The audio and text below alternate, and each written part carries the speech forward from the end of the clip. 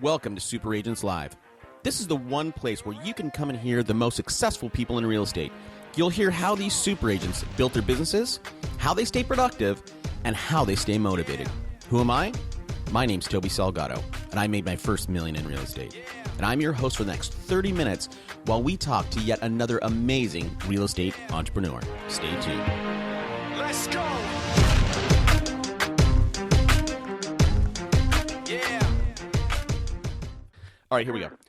Today on the show is Herman Chan. Herman is a part of that unique class of celebrity agent that is just now being developed.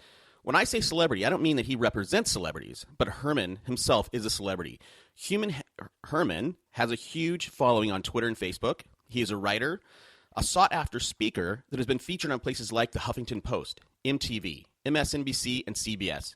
Herman is ranked by Clout as one of the top 50 most influential people in the real estate worldwide.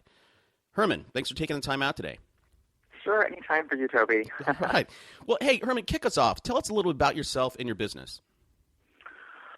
Oh, gosh, that could be 3 hours, but in a nutshell, I'm a San Francisco Bay Area native. I went to Berkeley, and I got into real estate fairly young, and it's just been a great ride these past 10 years. So I sell pretty much residential, do some commercial, and just all walks of life, but primarily, being in the Bay Area, I focus on investors from abroad and IT tech people, millennials. So, I love helping people who are very tech savvy and educated, not unlike myself. Mm-hmm. Well, now, you kind of had an interesting story. What did you do before you got into real estate or before you started your current company? Okay, well, before I started LuxSFHomes.com, I was straight out of Berkeley, and my first job was working at the Gap corporate as an analyst. And I was, it was just the most depressing time in my life. I mean, I went from being autonomous over my schedule as a student for 22 years of my life, and then all of a sudden I had this odd entity telling me and owning me for 70 hours of the week. And, I was very unhappy because, and I think many people out there who are transitioning to real estate or want to get into the business are in this situation where they think, oh, I'm caught in this horrible job, and there has to be something more to life than sitting at a desk crunching numbers all day, and I mean, my thought was, gosh, I was 22 years old, and if you're going to own me for 70 hours, you better be giving me like 6 digits of a salary, right. Which wasn't even the case. So I just knew there had to be another way. So I swapped around for a little bit. I did some print work, and then my mom really was just a little upset with me, I think, because she was like, we didn't flee China, and we didn't put you through years of Berkeley just so you could just be flopping around. So she wanted to get your real estate license and just kind of stay afloat for a while, do a couple of deals a year. And, being the overachiever I am, I sold like so many homes the first year. I thought, oh, this is great. I mean, it offers me a great lifestyle, and it's a great, pay, and I'm my own boss, and this is really great for someone who's entrepreneurial and very ambitious and just wants to kill it. So I found my calling.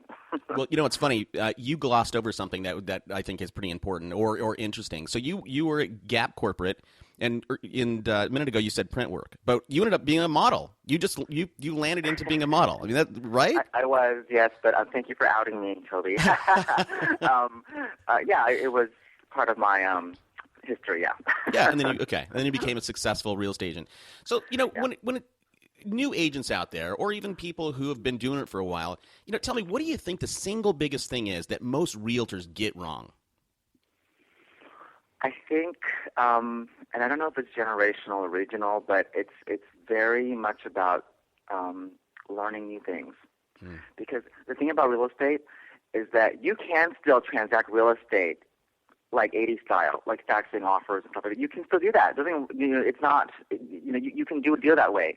But the way that technology is moving so fast, I see people left behind all the time.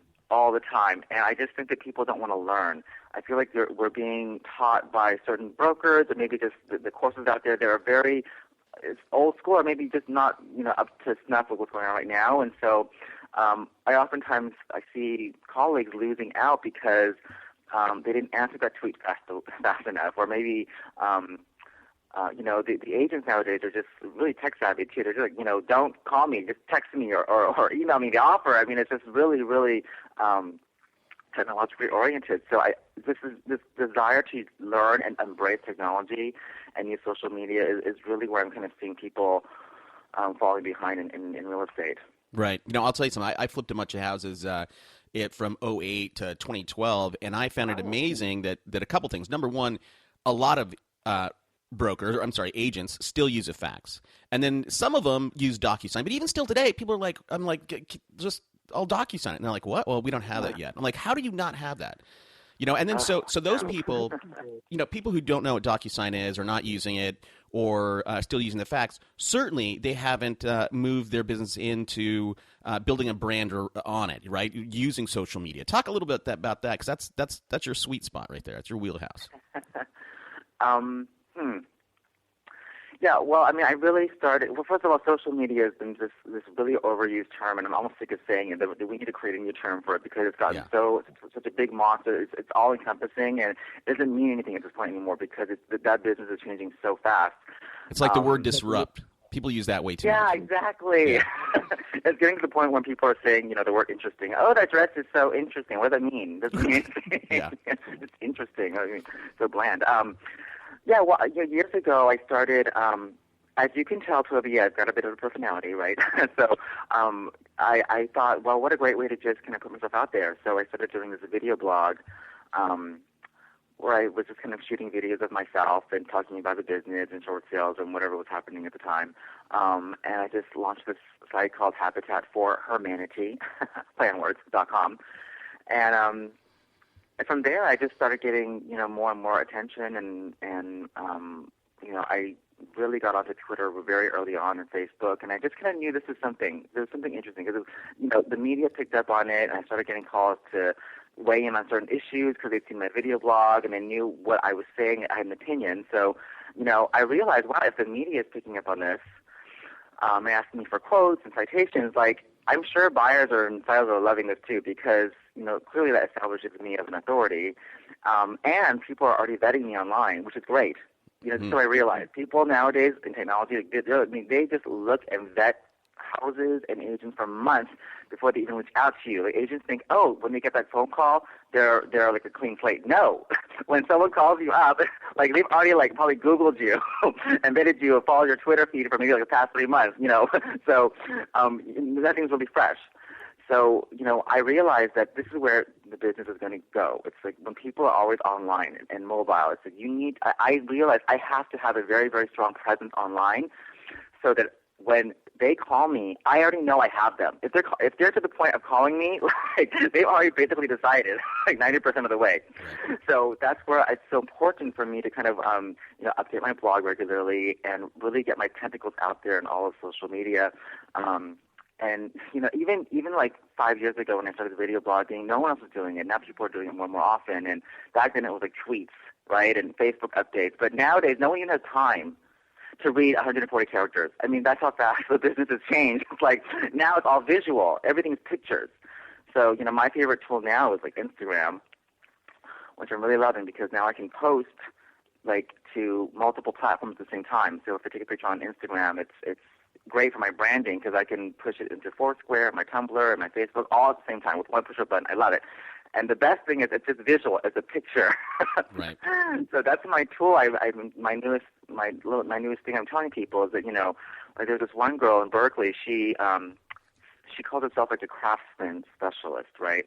Now, as you and I both know, okay, a deal's a deal. So it's like if someone offers to sell, the loft to her, she's not gonna say no, yeah. Right? Yeah. But she goes around town just taking pictures of different craftsman homes in the Bay Area, and it doesn't mean she sold them. It's just saying that's just her niche. It's what she likes. So she's procuring her niche, her vibe, her followers that way. And so even it's like guilt by association. Just by association, all those images that pop up when someone Googles her name or when they follow her, I mean, she is establishing her brand, her specialty, just visually, and she doesn't even have to say anything, really. I mean, just like, oh, look at this crown molding. Oh, look at this. It was built in 1926 by so-and-so architect. I mean, just by nature, the audience fills in the gaps, which is great. I mean, it's not like she's lying about anything. She's just talking about what she loves, and that's what people resonate with.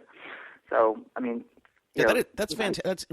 That's fantastic. First of all, I think with most people, what's tough about starting a blog or you've built your brand. You started it 5 years ago. A lot of people are just now starting off, and what's tough about it is that you're writing or you're video blogging, whatever, and you don't have an audience, right? And you're doing all this work, and you're not seeing any results, and you feel like nobody's listening. But I think what you pointed out earlier is people are listening, right? I mean, but they may not be interacting with you, but you're getting that message out there. Yes, it's not about having 10,000 views and going viral. I mean, you're not an internet sensation. It's just, if you have one person who's following your post about Victorians or something like that, or condo conversions, I mean, that's like what? $30,000 commission check. I mean, it's worth it to post it once a week. I mean, isn't that worth that? Posting a picture here and there once a week Absolutely. on your Instagram feed. I mean, I always tell agents, like, people always say, "Oh, I don't have time," and I just feel like it's not something it's not a chore. If you think of it as a chore, like how much time I have to allot to this every week, Herman, I'm like, it's not that. If you have your phone with you, you're on a smartphone, and if you're not, shame on you, but if you're on a smartphone, you're attached, it's attached to your hip. You're going on brokerage tours, you're going on inspections every single day of your life. Trust me, there is a moment there. There is a media moment everywhere. I mean, just snap a picture. If you go on brokerage tour, you have 3 pictures right now. You can just say, oh, my God, this is the pick of the week. Oh, this is a great deal. It's anything. Wow, that's great advice, Herman. Let me ask you this. I want to get personal a little bit. Was there ever a time when, you just felt like it was just too hard, you wanted to quit? And how did you push through that roadblock and find success for yourself? Well, I don't want to take it back to the Gap, and I'm not trying to slag on them or anything, but I was very, very depressed during that time, and I didn't know any other way. I was stuck in a job. I mean, I went to, a college, and I grew up in a kind of upper middle class upbringing, and I didn't know that there was another way. I thought I just had to go to a good school, get good grades, and then, get into a Fortune 500 company and be happily, moving on. But I realized early on, thankfully, that there's another way. I can be my own boss. I just realized that I don't want to play by anyone's rules. And that's the thing about real estate agents. I think that the people who are very successful as realtors do have a bit of a problem with authority. That's why we go into business for ourselves. We start our own companies. We start our little mini businesses and teams. But we're also go-getters. And so how I powered through that was, I just looked at what I wanted out of my life. I was sitting there every single day at my desk, like crying sometimes in the bathroom. Yes, I admit it, I cried. And I just thought, how can this be? I did everything right in my life, and I'm so depressed. This is not what, the universe or God or whoever had in store for me. I just refused to believe that, and I had to find a niche where I was able to flourish with my personality and my talents. And thank God I came across real estate. Thanks, Mom. And so that's how I powered through it. And in real estate, gosh, every day is a challenge. I mean, every deal is different. So, but there have been times, when sometimes I feel like is this worth it? Like it's the time that I feel the worst, because I'm a people person. I love people, and that's why people resonate with me. It's like when clients like betray you, and or mislead you. That's when I feel like, wow, I don't know how I can get over this, but I do the next day. It hurts, but I realize that, there are other clients out there. I know I did the best I could, and I just have to stay true to myself. I don't want to over obsess about, wackadoos out there. So I just staying true to myself and knowing that I'm doing my best is how I power through kind of adversity. Herman, give us an example of that. Tell me what that looks like when somebody a client betrays you. Tell me about that. Tell me a story. Well, like I think the worst is when it's with a friend. Like I had a friend of mine. I helped her with this property that she was, wanted to sell, and she was just really, very meek about it. And I really, really should have kind of gotten a little sense of her being uneasy with everything. But, she approached me and she was chasing after me to listen to her. So, I mean, it's not like, I wanted to help because I have a big heart. I wanted to help her out, right? So I did all this. I did all this work, and I got her a great, amazing offer. And it was really, this was during the downtime, during the recession, when it was just really just Yeah. a disaster for everyone. And I got her a great offer after spending thousands and thousands of dollars on marketing this property. And then she just decided she doesn't want to sell. Mm. And then I just thought, I felt like of course, she has the right to change her mind, but I felt like, why did you mislead me for all these all these months? And I mean, it was just really hurtful for me in many ways. I didn't know really what to do about it. I mean, ultimately, I realized that she didn't respect me as a person or as a professional or as a friend. So I just kind of kept my distance from her, and that friendship kind of severed a little bit. But that's really, it was very difficult for me to go through, because I get attached to my clients. I treat them like they're like my family or my friends, and so I this one was especially hurtful because she was my friend. But I got over it. Wow. Yeah. I realized you got to follow your heart, my instinct, my gut in the beginning.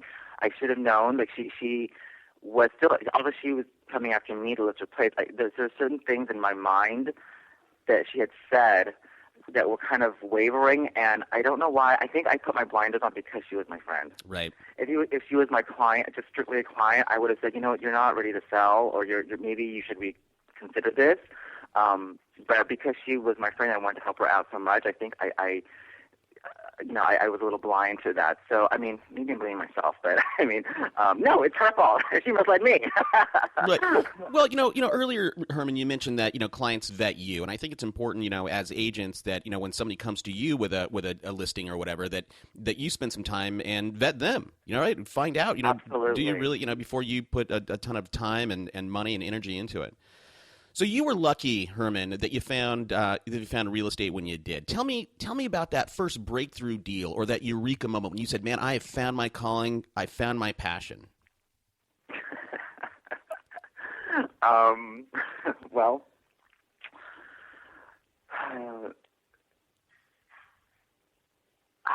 the funny thing is that when I first started this job, it was just to pay the bills. That's how I went into it. I never really, because most people, when you ask that question, will say, "Oh, my first moment of my eureka moment was when I handed over the keys to my new buyers, and they were so happy." I never got that. I just like, yeah, I got to finally get paid. For me, the moment I felt like I knew what I was doing was meant for me was not so much validation from my clients, which I get, of course, but just from the industry. Like when I started getting asked to speak at different conferences, like that's when I really knew, wow, people actually care what I'm saying. And there are a lot of lost people out there, real estate agents who just kind of need some little brightness in their life and a little dollop of humanity and some advice. And so when I'm speaking and I get people coming afterwards to talk to me about stuff in their life, that's when I really feel like it's worth it. That's when I really feel like I've made it. When people are asking me for what they should do with their careers and stuff like that, and that just makes me feel so good. That's when you feel like a super agent when you get to coach people. Yes, exactly. And maybe one day that's going to be my future career. I don't know, yeah. But right now I'm just walking homes. But I think I do. I am coaching people to a certain degree, just via conferences and speaking and even things like this. And I thank you so much for this opportunity. Hopefully, some of your listeners will find some usefulness in my my pontifications. If nothing else, I'm sure it's entertaining for sure. No, but there's some good stuff here. So let's get to some nuts and bolts of it. How, you have a lot of stuff going on. You're a speaker. You're on TV shows, and you're also, as you say, hawking homes.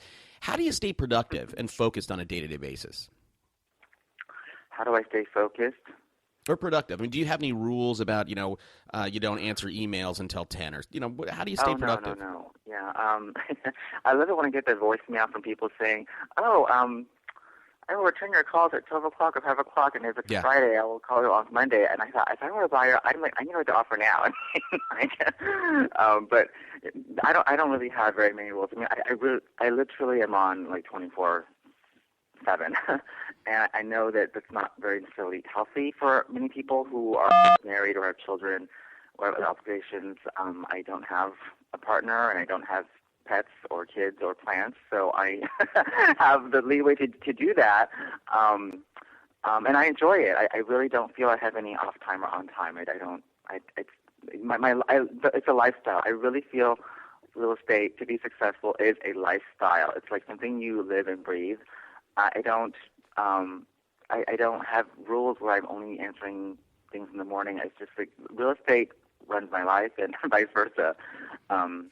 The way I do things, though, I'm very ADD, so I have to respond to things right away. If I don't, and things are coming at me all day long, just like any real estate agent, right? Like if I don't respond to it pretty soon, like it goes through the cracks. Yeah. So I realize that I really need to kind of be on top of the spot. And you know what? Clients want that nowadays too. They say that they've been studies where they say, you know what, if someone reaches out to you and they don't get a response in, a couple of hours, you just move on to someone else. I think that's so true. That's just so true. So you just can't wait anymore, like half a day to respond. Yeah, I mean. And you know what? I'll just jump in here a little bit, and I think that's why those people who they want to be mompreneurs out there, and they're like, oh well, I'll sell real estate on the side. This is definitely something you have to be immersed in. You have to jump in with both feet, and it's either all or nothing. You can't be part-time and be successful. Yeah, I think being a part-time agent. Actually, I just was quoted recently on Bankrate.com about this, part-time agents. I just think they're the worst. And I know that I'm going to get flack for saying that because, 90% of the business, as you know, Toby, 90% of the business is done by 10% of the agents. So, that's a lot of part-time people out there working. And I understand that's just kind of the allure of working in real estate is that you get to do your own thing. But I ultimately feel it's a disservice to your clients because I always know when I'm working with a part-time agent because they only return my phone calls at noon and after 5, right. Meaning their lunch break or once they clock out. Yeah.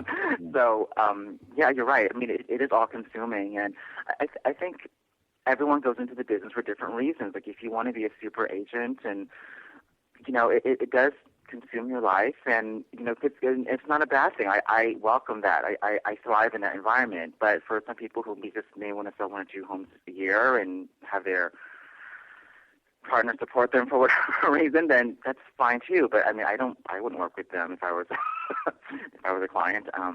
So, it's something you really need to commit to really have a huge success. So in terms of lessons, I mean, that's something that I think people need to know. But for you personally, what is the biggest lesson you've learned in your business selling real estate? The biggest lesson I've learned in selling real estate is how to say no. I am like many real estate agents out there, we're pleasers. We're very customer service oriented. Well, at least the good ones are. And we want to satisfy people.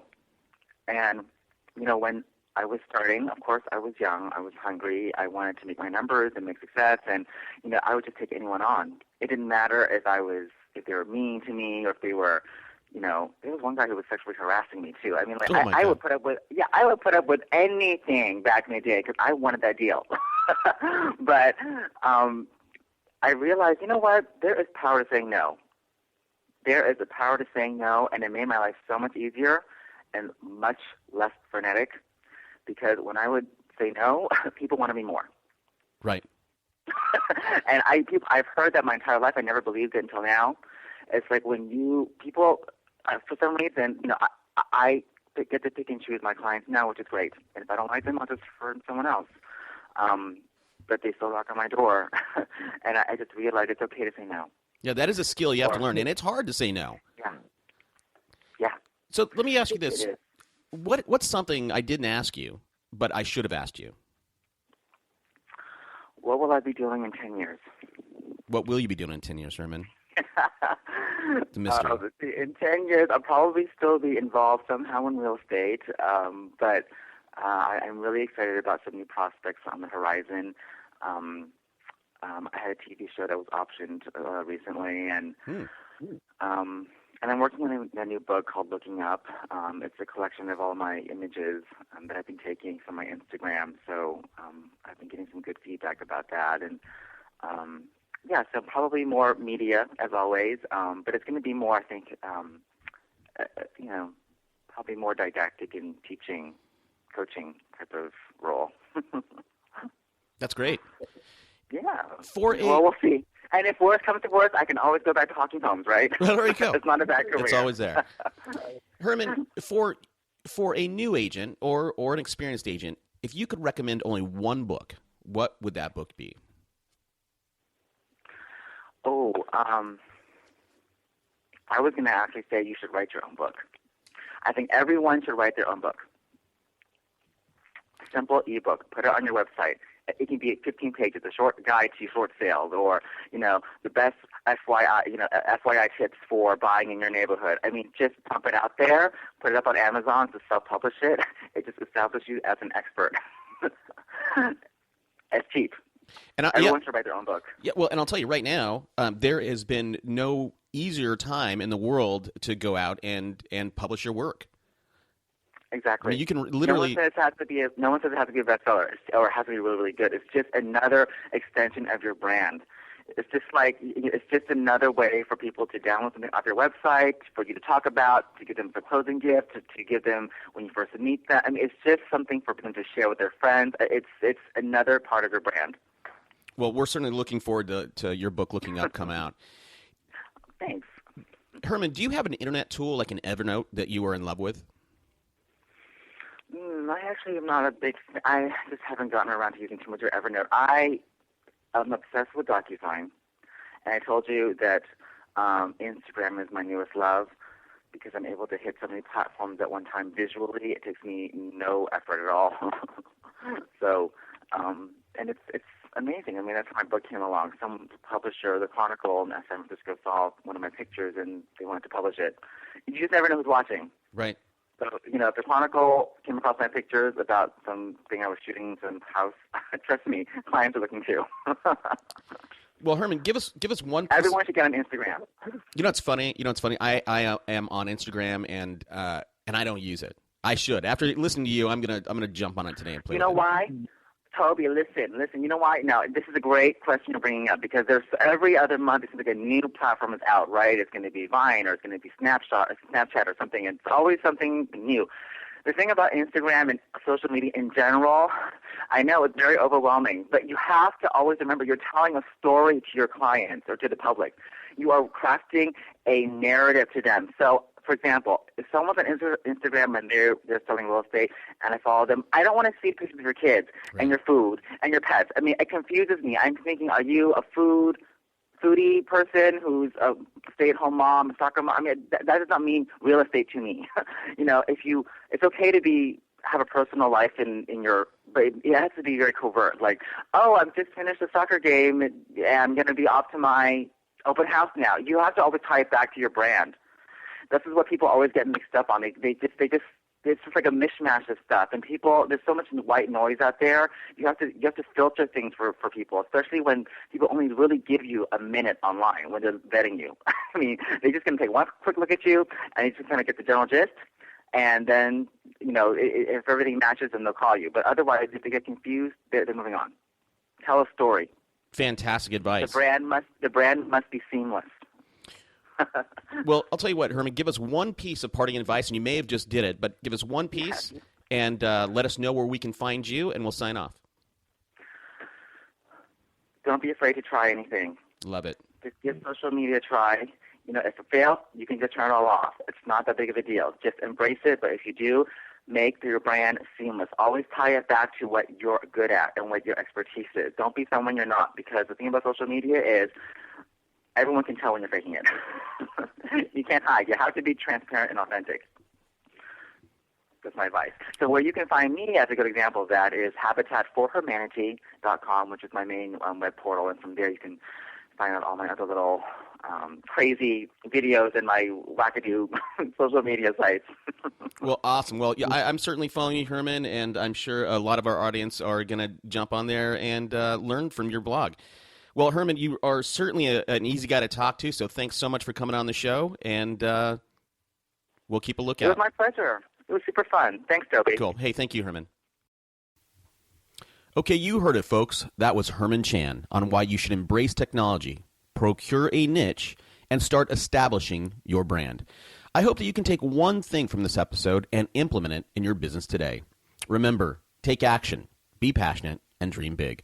Until next time, I'm Toby Salgado, and I personally thank you for listening to Super Agents Live. Let's go. Yeah. For those of you that want to know what we're all about, it's like this, y'all. This is 10% luck, 20% skill, 15% concentrated